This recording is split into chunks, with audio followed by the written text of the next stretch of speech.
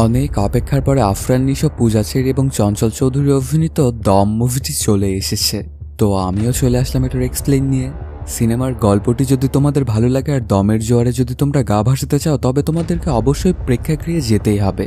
সিনেমাটি এখন পর্যন্ত কোনো রকমের কোনো অনলাইন প্ল্যাটফর্মে আসেনি, এজন্য অনেকের রিকোয়েস্টে সিনেমা হলে গিয়ে সিনেমাটা দেখে এসে তারপর এক্সপ্লেন করতে হচ্ছে। তো আমি ট্রেলার দিয়ে এক্সপ্লেনটি করছি, এজন্য সবসময় সিনের সাথে কথার মিল নাও থাকতে পারে। ব্যাপারটা তোমরা ক্ষমা সুন্দর দৃষ্টিতে দেখবে। তোমাদের জন্য এত কষ্ট করে নতুন নতুন সিনেমার গল্প নিয়ে আসি, তাহলে তো একটা লাইক আমি আশা করতেই পারি।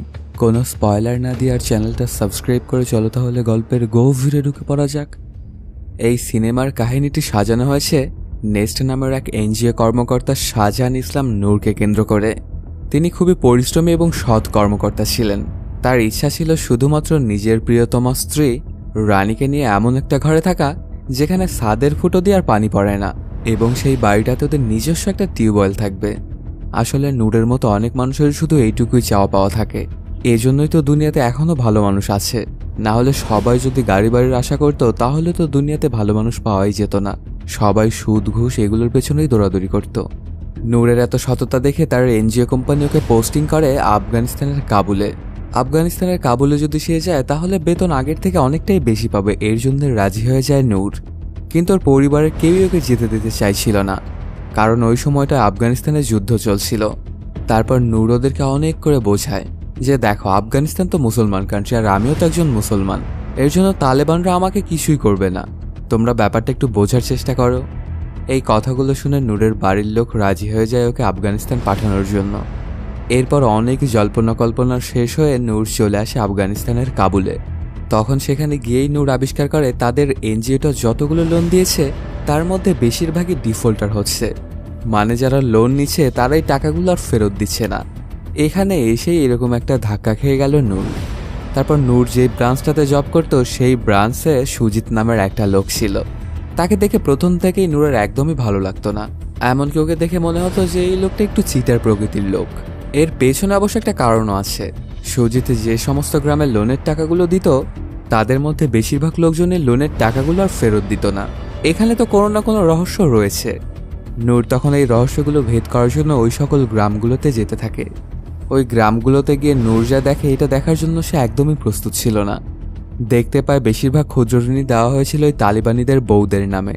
আর যখন নূর গিয়ে যাদের নামে লোন দেওয়া আছে তাদের নাম উচ্চারণ করত, তখন ওকে গ্রামের লোকজনেরা দৌড়ানি দিত। কারণ আফগানিস্তানের মানুষ কোনোভাবেই এটা পছন্দ করে না যে অন্য কোনো মানুষ তাদের স্ত্রীদের নাম নেয়, তা আবার জনসম্মুখে জোরে জোরে। এর জন্য যতবারই নূরেরা গেছে টাকাগুলো তোলার জন্য এবং তাদের নাম নিয়েছে, ততবারই তাদেরকে দৌড়ানি দিয়েছে ওই গ্রামের লোকেরা। এই ব্যাপারগুলো ঘটে যাওয়াতে নূরের আর বুঝতে বাকি থাকে না যে এখানে তার কাজ করতে অনেক বেশি ঝামেলায় পড়তে হবে। কিন্তু আর উপায় তো নেই, এখন সে চলে এসেছে এখানে। এখন সে পারুক আর না পারুক, তাকে এখানেই কাজ করতে হবে। তবে সে এটা বুঝতে পারেনি যে কাজের চ্যালেঞ্জের সাথে সাথে আফগানিস্তানে যাবার মাত্র 1.5 মাসের মাথায় তাকে তালেবানিদের হাতে অপহৃত হতে হবে। এখানে আসার পর থেকে নূর প্রায় মোটামুটি ভালোভাবেই কাজকাম করছিল। ঘটনাটা ঘটে 2007 সালে। ওই সময়টা আবার আমেরিকার সাথে আফগানিস্তানের তুমুল যুদ্ধ হচ্ছিল। আমেরিকান সরকার তখন আফগানিস্তানের নেতা বাহারুদ্দিনকে গ্রেপ্তার করে ফেলেছিল। এটাতে অনেক রেগে যায় তালেবানরা। আর 7 দিনের মধ্যে বাহারুদ্দিনকে বের করার জন্য তালেবান যোদ্ধারা কাবুল শহরে হামলা চালায় এবং অপহরণ করে একজন মহিলা বিদেশি সাংবাদিক এবং নূরকে। ওদের দুজনকে যখন আনতেছিল, তখন রাস্তাতেই মারা যায় সেই মহিলা সাংবাদিকটা। আসলে ছেলে মানুষ যত মারধর সহ্য করতে পারে, মহিলা মানুষ কিন্তু সেটা পারে না। এর জন্যই হয়তোবা সেই মহিলা সাংবাদিকটা মারা গেছে। তখন একটা গাড়িতে করে নূরকেই নিয়ে চলে আসে ওদের আস্তানাতে। ওদের এই ক্যাম্পটা ছিল মরুভূমির একদম মাঝখানে। নূরকে যে দলটা ধরেছিল তাদের কমান্ডার ছিল ইজাজ খান নামের এক পাকিস্তানি বংশোদ্ভূত তালিবান। ইজাজ খানের বাবা 1971-এর বাংলাদেশের মুক্তিযুদ্ধের সময় পাকিস্তানি সৈন্য হিসেবে বাংলাদেশে গিয়েছিল, কিন্তু সেখানে গিয়ে সে কিছুদিন যুদ্ধ করার পরেই বাংলাদেশি মুক্তিযোদ্ধাদের হাতে মারা যায়। এর জন্য ইজাজ খানের মধ্যে নূরকে অত্যাচার করার একটা বিশেষ প্রবণতা ছিল, কারণ নূর তো ছিল বাংলাদেশি, আর ইজাজ খানের বাবাও বাংলাদেশে গিয়েই মারা গিয়েছিল বাংলাদেশিদের হাতে। এর জন্য নূরকে একটু বেশি অত্যাচার করত এজাজ খান। নূর যতবারই বলতো যে সে বাংলাদেশি মুসলমান, কিন্তু এজাজ খান এটা বলতো যে না, সে হয়তো বা কাফের। নূরের জন্য বিভিন্ন সূরা কালাম বলে নিজেকে মুসলমান হিসেবে দাবি করত, কিন্তু সেই এজাজ নূরকে অপমান করার জন্য তার প্যান্ট খুলে এমনকি মারধরের পাশাপাশি শীতের রাতে তাকে নগ্ন করে গুহায় ফেলে রাখত। নূরকে যত রকম করে অপমান অপদস্থ করা যায় সেগুলো করতে বাদ দিত না এজাজ খান। তবে এজাজ খান এটা খুব ভালো করেই জানতো যে নূর আসলে একজন বাংলাদেশি মুসলমান, কিন্তু তারপরে ওর বাবা যে বাংলাদেশে এসে মারা গিয়েছিল এর জন্য ওই রাগ থেকেই নূরের ওপরে সে পৈশাচিক নির্যাতন চালাতো। আর সে যেহেতু ওই জায়গাকার কমান্ডার ছিল এই জন্য কেউ কিছু বলতেও পারত না, এজাজ নিজের ইচ্ছা মতো তার কর্মকাণ্ড চালাতে পারত। তবে তালিবানদের মধ্যে রশিদ হামিদ নামের এক যুবক ছিল। সে ছিল মোটামুটি ভালোই উচ্চশিক্ষিত। এই লোকটি একমাত্র ছিল যে কিনা সবসময় নূরের সঙ্গে ভালো ব্যবহার করত। সে নূরকে বলতে থাকে, তুমি যে এনজিওর জন্য কাজ করো সেটার বড় মাপের একটা ফান্ডিং আসতো আমেরিকা থেকে, এর বাহিরেও তোমরা করো সুদের ব্যবসা, এটা তো ইসলামে একদম হারাম। আর ঠিক এই কারণেই তোমাকে ধরে আনা হয়েছে আমাদের লিডার বাহারুদ্দিনকে মুক্তি পাওয়ার জন্য। এই কথাগুলো শুনে হতবাক হয়ে যায় নূর। এরপর কেটে যায় কয়েকদিন। পরদিন সকালবেলাতে তালিবান যোদ্ধারা নূরকে নিয়ে একটা ভিডিও বানায়, তারপর সেটা আপলোড করে দেয় সোশ্যাল মিডিয়াতে। আসলে ওরা এটা চাইছিল যে আমেরিকানরা যাতে এই ভিডিওটা দেখে এবং তাদের নেতা বাহারুদ্দিনকে ছেড়ে দেয়, কিন্তু এই ভিডিওটা আপলোড করার পরপরই সেটা তুমুল আকারে ভাইরাল হয়ে যায়, যেটা বাংলাদেশে থাকা নূরের পরিবারের লোকজনও দেখে এবং কান্নায় ভেঙে পড়ে। ওদের পুরো গ্রামেই তখন দুঃখের মহলে ছেয়ে যায়। সবচাইতে বেশি দুঃখ হয় নূরের বউ রানী। সে প্রথমে তো নূরকে আফগানিস্তানে যেতে বারণই করেছিল, কিন্তু কেন যে শেষ মুহূর্তে যেতে দিল এটা ভেবে নিজেকে কষতে থাকে সে। এখানে আরেকটা পয়েন্ট আছে, আমেরিকানরা একজন বাংলাদেশির জন্য কোনোভাবেই তালিবানদের মধ্যকার মোস্ট ওয়ান্টেড একজন নেতাকে ছেড়ে দেবে না, এটা তো সবাই জানতো। আর আমেরিকান সৈন্যরা প্রচুর পরিমাণে অত্যাচার করত সেই তালেবান নেতার ওপর। মানুষকে কষ্ট দেওয়ার এমন কোনো পন্থা নাই যে বাহারুদ্দিনের ওপর অ্যাপ্লাই করতো না ওরা। এইরকম অত্যাচার করতে করতে এক পর্যায়ে মারা যায় বাহারুদ্দিন। এই খবরটা আবার তালেবান পর্যন্ত যেতে খুব একটা সময় লাগে না। এতে অনেক রাগান্বিত হয়ে যায় তালেবান নেতারা এবং তারা সিদ্ধান্ত নিয়ে নেয় যে নূরকেও তারা হত্যা করে ফেলবে। এই কথাটা আবার রশিদ হামিদের থ্রুতে নূরও জানতে পারে, আর সে প্ল্যান করতে থাকে যে এখান থেকে কিভাবে জীবন বাঁচিয়ে পালানো যায়। পরদিন সকালবেলাতেই নূরকে খাবার দেওয়ার জন্য সচরাচরের মতো একজন আসে। তখন নূর বুদ্ধি করে সেখান থেকে ওকে চাকমা দিয়ে পালিয়ে যায়। তবে নূরকে এতটা মারধর করা হয়েছিল যে ওর পা একদম মচকে গিয়েছিল। এই মচকানো পা নিয়ে নূরের যেতে খুব কষ্টই হচ্ছিল, আর যেদিকে চোখ যায় সেদিকেই তো ধুধু মরুভূমি, কোনো দিকেই সে কিছুই দেখতে পাচ্ছিল না। এভাবে সে অনেকক্ষণ হাঁটাহাঁটি করতে থাকে কিন্তু কোনো কিছুই পায় না। আর যেহেতু ওর পাও মস্কানো ছিল তাই খুব একটা বেশি দূর যেতে পারে না। এরকম হাঁটতে হাঁটতে সকাল থেকে বিকেল হয়ে যায়। তালেবানদের হাতে আবারও ধরা পড়ে নূর। ওকে ধরে আবারও সেই গুহাতেই আনা হয়। এই কারণে নূর খুব ভালোভাবে গোসল করতে থাকে। গোসল করে পাকসাফ হয়ে সে নামাজ পড়তে যায়। আসলে সে খুব ভালো করেই জানতো যে একটু পরেই তাকে মেরে ফেলা হবে, আর মারা যাওয়ার আগে নূর শেষবারের মতো নামাজটা পড়ে যেতে চায়। নামাজ পড়ে সে আল্লাহর কাছে দোয়া করে এবং নিজের জানটা ভিক্ষা চায়। আর তালেবানদের এই বন্দিগুলোকে বিচার করার পদ্ধতি ছিল একেবারেই অদ্ভুত। যার তারা বিচার করবে তাকে একটা গাধার ওপরে ওরা বসিয়ে দিত, তারপর সেই গাধাটাকে একটা খুঁটির সঙ্গে দড়ি দিয়ে বেঁধে দিত। সেই গাধাটা সেই খুঁটিটার চারিদিকে বৃত্তাকার পথে ঘুরতে থাকতো। যখনই সেই গাধাটা হাঁটতে হাঁটতে ক্লান্ত হয়ে থেমে যেত, ঠিক তখনই জল্লাদ এসে ওই বন্দিটার গলা কেটে ফেলত।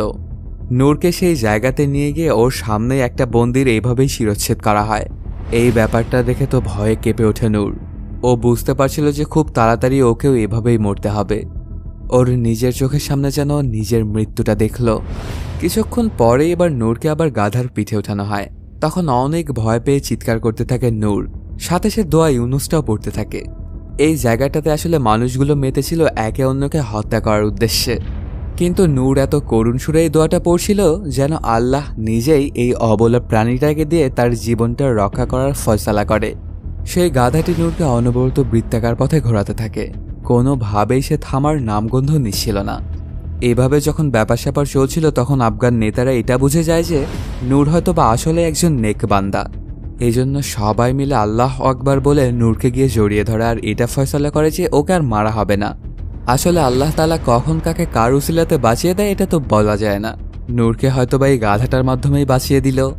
এই ব্যাপারটাতে হাঁপ ছেড়ে বসে নূর। সে একটা স্বস্তির নিঃশ্বাস ফেলে। ওর জীবনটা যেন চলেই গিয়েছিল, কিন্তু কোনোভাবে আল্লাহ তাআলা তাকে বাঁচিয়ে দিল। এতে আল্লাহর কাছে সে শুকরিয়াও আদায় করতে থাকে।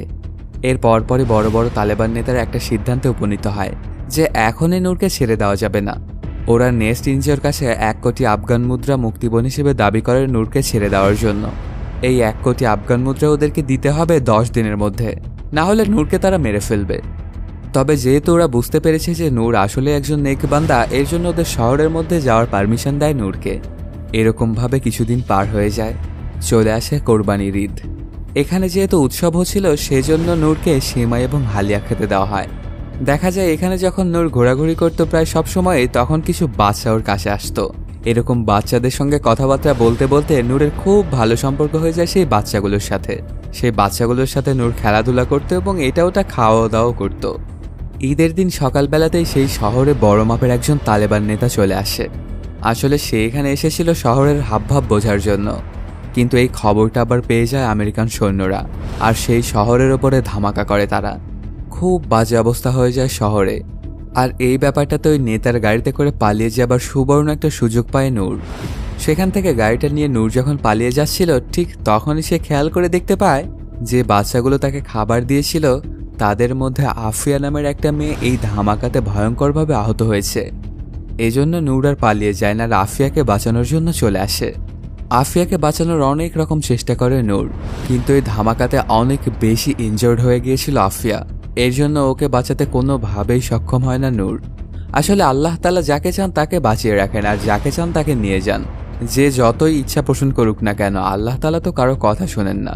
তার যেটা যার জন্য ভালো মনে হয় তার জন্য তিনি সেটাই করেন। এই জন্যই হয়তো নূরকে বাঁচিয়ে রেখেছে, আর আফিয়া নামের এই ছোট্ট নিষ্পাপ মেয়েটিকে উপরে নিয়ে গেল। এদিকে দেখা যায় নূরের স্ত্রী রানী ঢাকাতে নেস্টের হেড অফিসে চলে আসে। ওখানে গিয়ে দারোয়ানটাই ওকে আটকায়, একদমই ঢুকতে দিতে চাইছিল না। কিন্তু অনেক করে কাকুতি মিনতি করে এবং ফ্যাক্টগুলো জানিয়ে উপরে চলে আসে নেস্টের প্রেসিডেন্টের সাথে দেখা করে। ওনার নাম মিল্লাত সাহেব। তারপর ওনাকে সবকিছু খুলে বলে রানী, এবং নূরকে সেখান থেকে বাঁচিয়ে আনতে বলে। তখন মিল্লাত সাহেবের থ্রুতে রানী এটা জানতে পারে যে নেস্ট এনজিও আসলে টাকা দিয়ে ছাড়িয়ে আনতে চাইছিল নূরকে, কিন্তু আমেরিকান সরকার এটা কোনোভাবেই চাইছে না। ওদের ধারণা যদি একজনকে এভাবে মুক্তিপণ দিয়ে ছাড়িয়ে এনে আনা হয়, তাহলে আরও অনেক লোককে তালেবানরা হয়তোবা ধরে নিয়ে যাবে। তাই আমেরিকানরা মুখে যতই বলুক যে বন্দির সেফ রিটার্নের জন্য তারা বদ্ধপরিকর, কিন্তু বাস্তবে এটার একদমই উল্টো। নেস্ট এনজিও যেন নূরের জন্য কোনো টাকা পয়সা না দিতে পারে, এর জন্য আফগানিস্তানে থাকা নেস্ট এনজিও সকল ব্রাঞ্চের ব্যাংক অ্যাকাউন্টই ফ্রিজ করে দেয়। আসলে আমেরিকার ভাবসাব সবসময় এরকম, যতক্ষণ ওদের লাভ হয় ততক্ষণ ওরা সাথে আছে, আর যখনই ওদের কোনো ক্ষতির সম্মুখীন হতে যায় তখনই ওরা সাথে থাকে না। আর ঠিক এ কারণেই নূরকে মুক্ত করা পসিবল হচ্ছে না। এদিকে নূরকে প্রতিনিয়তই সেই পাকিস্তানি বংশোদ্ভূত এজাজ খান বিভিন্ন পন্থায় ওকে মারধর করত এবং সাথে জ্বালাতনও করত। আর যে গাধাটি নূরের প্রাণ বাঁচিয়েছিল সেটাকে নূরের চোখের সামনেই মেরে ফেলে এজাজ খান। আসলে সে খুবই খারাপ একজন মানুষ ছিল। এই ব্যাপারটা দেখে অনেক রাগান্বিত হয়ে যায় নূর। ওর মাথার যেন সকল তারই ছিঁড়ে যায়। এর জন্য সে এজাজ খানকে মারতে শুরু করে দেয়। ওকে প্রচুর মারধর করে নূর। কিছুক্ষণ ওদের মারামারিটা চলার পরে তালেবানরা এসে ওদের দুজনকেই ধরে ফেলে, আর ওদের এসব কর্মকাণ্ডের জন্য একটা মিটিং বসানো হয়। সেখানে বড় বড় সব তালেবান নেতারা ছিল। এখানে নিরীহ প্রাণী হত্যার জন্য এজাজ খানকে সেই শহর থেকে চলে যেতে বলা হয়। আসলে সে যে কাজটা করেছে এটা একদমই জঘন্যতম একটা কাজ। ওর রাগ আছে তো নূরের ওপর, তাহলে ওই গাধাটাকে সে কেন মারতে গেছে? আর ঠিক এ কারণেই এখান থেকে ওকে বিতাড়িত করা হয়। আর এই মিটিংয়ের মধ্যে নূর একটা প্রস্তাব করে, তাকে যদি কিছুদিন সময় দেওয়া হয় তাহলে সেই টাকাগুলো সে নিজেই পরিশোধ করে দিতে পারবে। আর এই কারণে নূরের প্রয়োজন সুজিতকে। তারপর তালিবানিরা গিয়ে সুজিতের সাথে কন্ট্যাক্ট করে এবং তাকে নিয়ে আসে এই জায়গাতে। সুজিতকে এখন খুবই বিশ্বাস করত নূর, এই জন্য তার নিজের কম্পিউটারের পাসওয়ার্ডটা ওকে বলে দেয়, যাতে বিভিন্ন গ্রামে তাদের যে লোনের টাকাগুলো পাওনা ছিল সেগুলো সুজিত নিজে গিয়ে কালেক্ট করে এই মুক্তিপণের টাকাটা ওরা ব্যবস্থা করতে পারে। সুজিত ওর সাথে দেখা করে সেই পাসওয়ার্ডটা নিয়ে চলে যায় এবং কাজে লেগে পড়ে। এভাবেই কেটে যায় 53টি দিন। হঠাৎ করে একদিন নূর সুজিতের কাছ থেকে জানতে পারে যে তার স্ত্রী রানী প্রেগনেন্ট। তখন নিজের সন্তানকে দেখার তীব্র বাসনা থেকে ওকে বেঁচে থাকার নতুন একটা কারণ দেয়। আসলে এই কথাটা যখন নূর প্রথমবার শুনেছিল তখন সে এতটা খুশি হয়েছিল যে এটা বলে বোঝানোর মতো নয়। নূর তো এখন আটক রয়েছে, তারপরে ওর খুশি যেন কোনোভাবেই ধরছিল না। তারপর সেখান থেকে সুজিত আবারও চলে আসে এবং ওই টাকাগুলো কালেক্ট করতে থাকে। ওদের আফগানিস্তানের ব্রাঞ্চগুলোতে নূরের যে কলিগগুলো ছিল তারা তাদের নিজস্ব 1 মাসের বেতন দিয়ে দেয় ওর জন্য। আর সুজিত লিস্ট ধরে ধরে প্রাণপণ চেষ্টা করতে থাকে লোনের টাকাগুলো উঠানোর জন্য। যেহেতু তাদের সকল ব্যাংক অ্যাকাউন্টগুলো ফ্রিজ করে দেওয়া হয়েছিল, এই জন্য এছাড়া তো ওর কাছে আর কোনো উপায় নেই।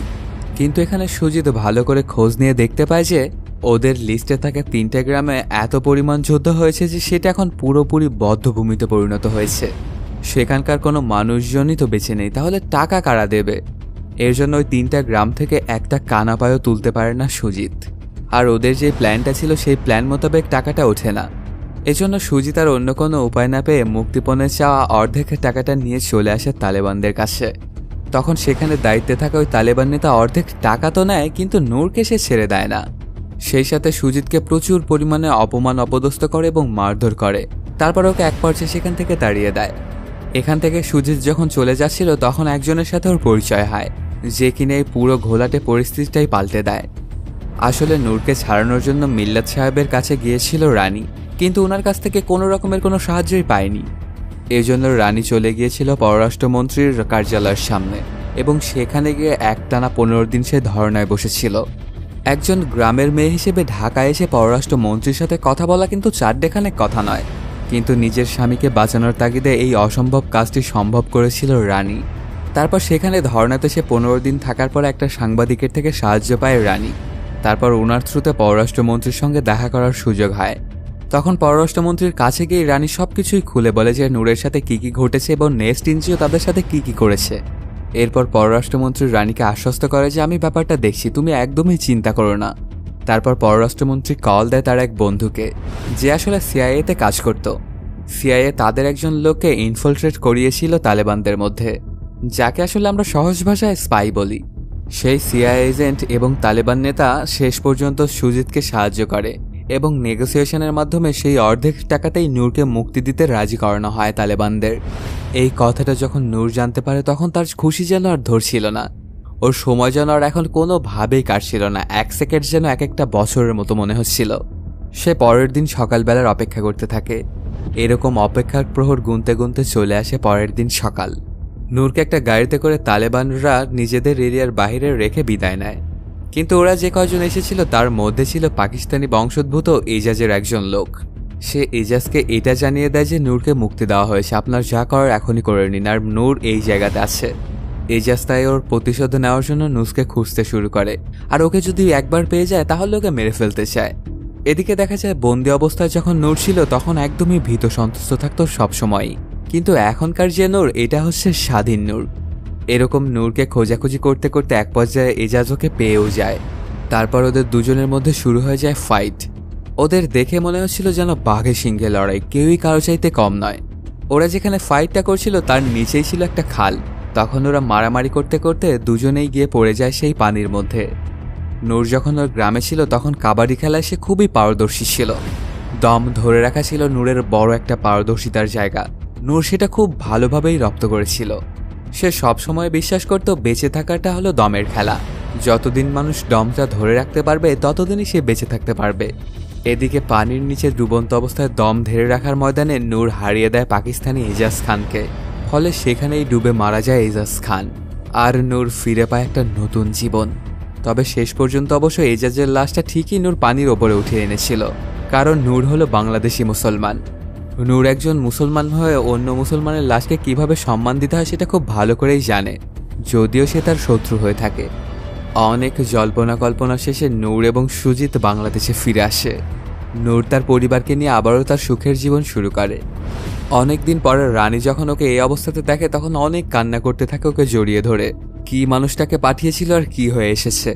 কিন্তু রানী এটা ভেবে খুশি হয় যে জীবিত তো এসেছে নূর, আর এটার জন্য আল্লাহর কাছে অনেক করে শুকরিয়া করতে থাকে রানী। ওদের তিনজনের জীবন এখন খুব ভালোভাবেই কাটতে শুরু করে। আসলে এই সিনেমায় থাকা নূর চরিত্রটি আমাদের মনে করিয়ে দেয় প্রতিকূলতা যত পাহাড় সমানই থাকুক না কেন, দম বা বিশ্বাসটুকু ধরে রাখতে পারলে ওই প্রতিকূল পরিবেশ থেকেও জয় সুনিশ্চিত। এই সিনেমাটি থেকে কিন্তু আমাদের শিক্ষা নেওয়ার অনেক কিছুই রয়েছে, আর এর মাধ্যমেই শেষ হয়ে যায় সিনেমাটি। তো বন্ধুরা, কেমন লাগলো আজকের এই এক্সপ্লেনটি জানাতে কমেন্ট করো। আর যদি এখনও চ্যানেলটা সাবস্ক্রাইব না করে থাকো তাড়াতাড়ি সাবস্ক্রাইব করে নাও। দেখা হচ্ছে নতুন কোনো ভিডিওতে। Till then, সায়োনারা। সিনেমার গল্পটি যদি তোমাদের ভালো লাগে আর দমের জোয়ারে যদি তোমরা গা ভাসাতে চাও তবে তোমাদেরকে অবশ্যই প্রেক্ষাগৃহে যেতেই হবে।